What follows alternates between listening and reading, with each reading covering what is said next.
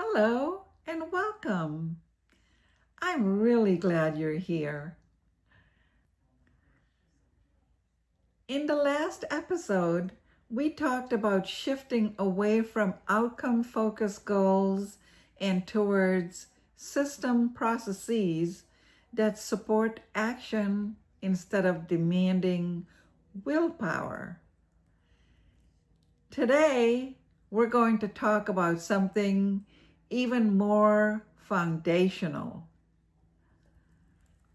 Because before we decide what we want to do, it helps to understand why it matters.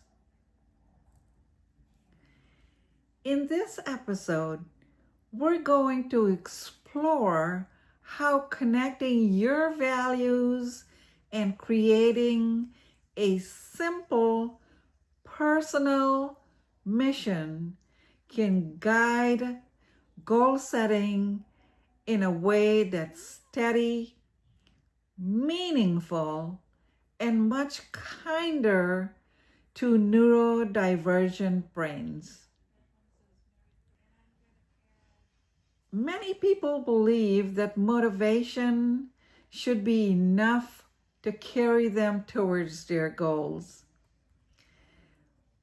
But motivation fluctuates. Energy fluctuates. And life fluctuates. When goals are driven only by outcomes or external expectations, it's easy to lose your footing when things get hard. Values, on the other hand, are different. Let me explain. Values aren't destinations.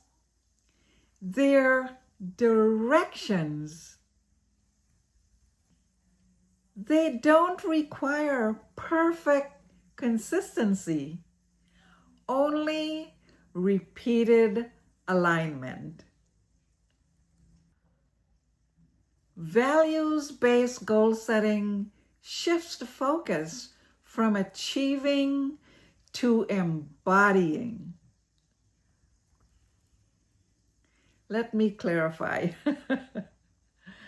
Instead of asking, "Did I finish?" you can ask, "Did my actions today reflect what matters to me? Even just a little bit?" Let me explain why this helps neurodivergent brains. Less pressure from distant outcomes. More meaning in small actions. And greater emotional regulation when things go off track.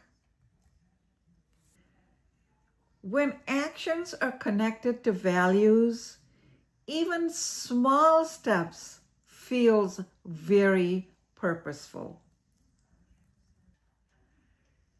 Now, one way to anchor goals in values is through a simple personal mission statement.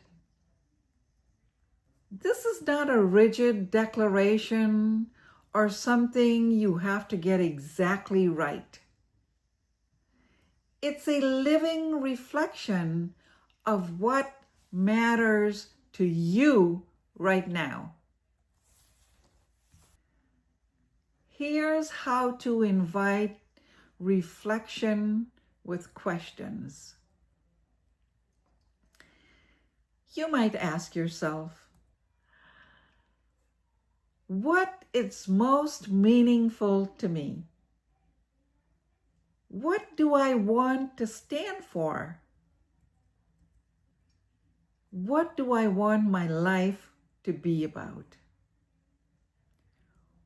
Or, when I look back, what would I be able to say about myself? Let me explain. These questions aren't meant to pressure you. They're meant to orient you. I'll share a few examples of mission statements that work. My mission is to be kind and helpful to others. Or, I want to advocate for myself so that others will treat me kindly in return to the best of their ability.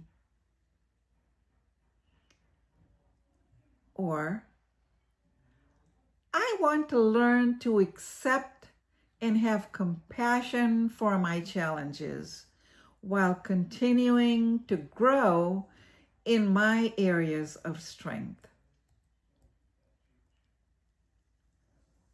Or you could say, I want to work on being honest, open, and authentic whenever I can.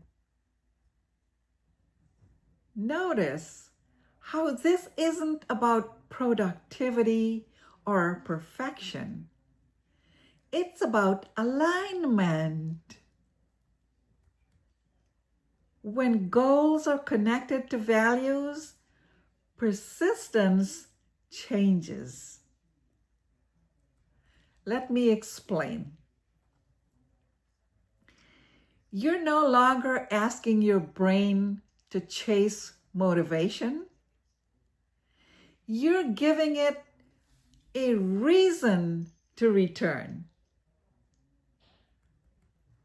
On hard days, values remind you why showing up imperfectly still counts. On good days, they help you expand without pressure. Now, this is my favorite line. Values give goals emotional continuity, even when energy and focus fluctuate. My friends, your mission statement isn't meant to control you. It's meant to guide you, especially when you feel lost, overwhelmed, or disconnected. Here are a few examples. Choosing the smallest next step that aligns with value. Letting go of a goal that no longer fits. Returning after a break without self-judgment. And when goals drift, values help you reorient without starting over. As we close today, I want to leave you with this thought. You don't need to perfectly live your values for them to matter. Reflecting on what's meaningful and allowing that meaning to guide your actions is already progress. In the next episode, we'll begin talking about practical tools for goal-getting phase. Small habits, rituals, and supports that make action more accessible. Until then, Be gentle with yourself. Alignment is not about getting it right. It's about returning. Thank you for being here. I'll see you in the next phase.